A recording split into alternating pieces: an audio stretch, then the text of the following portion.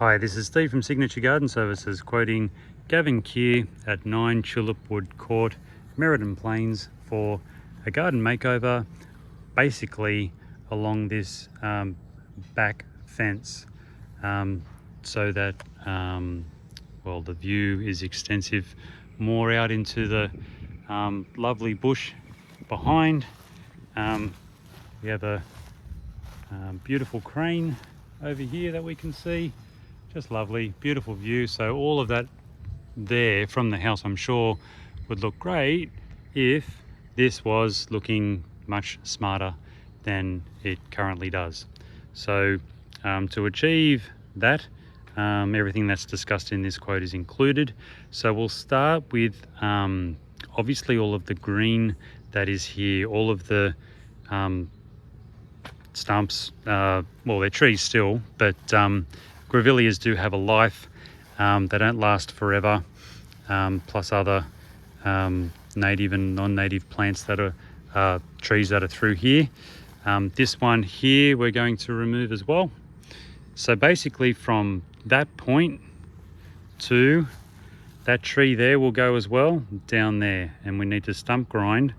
So we cut them down low, but then we grind the stumps to get them down to the ground. We will be poisoning all of the grass that you can see within this garden edge. So not this side, but that side through there to the fence. We're going to get some poison in there. It takes about 10 days for the grass and weeds to start dying. You'll think that when we've poisoned it, hey, it hasn't worked, but it just takes that amount of time. So once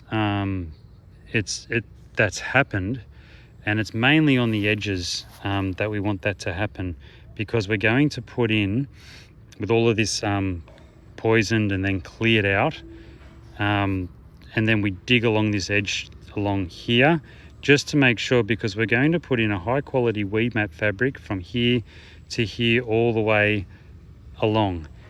We pin that down with galvanized steel anchors, which are about this long, so they pin it down and stop it from moving. And we dig along that edge along there. We can even use a rotary tiller that I've got to actually rototill all of the ground as well, macerating all of those roots just to make sure.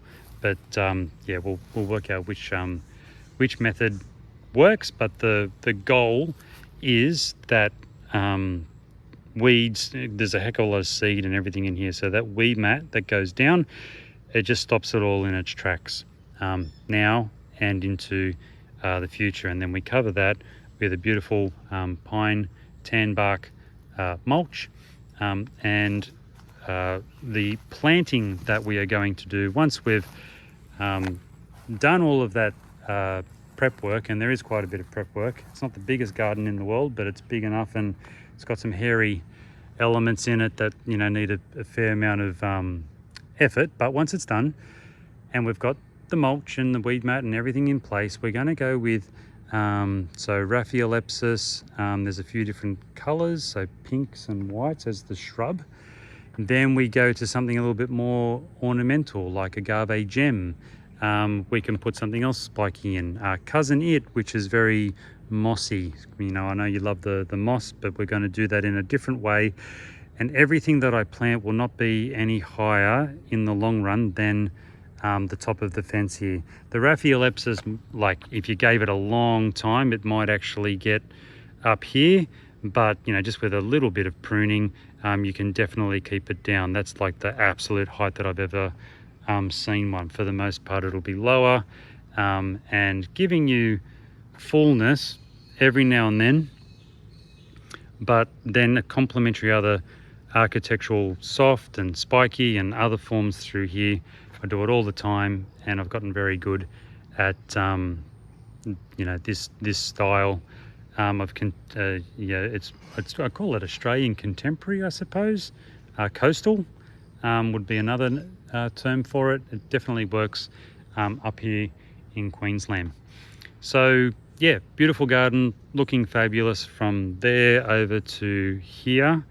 The next step is to make sure that the garden has the water that it needs. So rather than coming out and watering and then you forget about it, summer comes along, absolutely smashes the plants, they get over thirsty and they irrecoverably suffer and damage, and they don't end up looking that great years on. We don't want that. So we want the plants looking absolutely at their best, and the way that we do that is over here on that tap that is just there. We put a Bluetooth controlled system. There's an app on your phone, and it's battery controlled, so we don't need to run power here. On the app there is a battery gauge which shows you how much power to go. It lasts about 18 months. So with that done, we from this point here drop down with the pipe underneath the garden edge, and then we chomp chomp chomp chomp come through underneath the grass. It's a labor intensive method that we use, but it results in, we're not digging big sections of your grass. We're just basically splitting and opening the grass up, putting the pipe in, and then closing it back up again. It'll die just on the edge for a month, and then you wouldn't know anymore. So as non-invasive as you could possibly get, trying to get this pipe into all the way over to that garden bed there, and then once it's in there, we're going on the surface into there, and then under the mulch you won't see the pipes. While we're on that point, just here there is a tree root which is coming from this tree here, and I am concerned that it's right at the point where it could actually crack that garden edging. So we're going to take it out here and here, and then our pipe will actually come through that point. So yeah, so taking care of that. The irrigation system is set and forget. Once you've set the schedule, it's super simple. Once shown how to use it, I've got people all over the Sunshine Coast using these systems. Everyone finds it very easy, even the elderly. The other thing that I didn't talk about is that each plant has its own dripper on a spike, and that goes for every single plant that we put in here. So focused water directly onto each plant, rather than misting for 10 minutes. We're only running the system for 3 minutes. It's a much more water-wise system. It uses less water than traditional methods, and saturates the plants much better. No wind drift, so looking really good. So yeah, overall, yeah, it'll be a stark transformation from where it currently is. Steve from Signature Garden Services. Check out my reviews on Google. We're on Google there, and yeah, we always strive to do great work, and this job wouldn't be any exception. Cheers.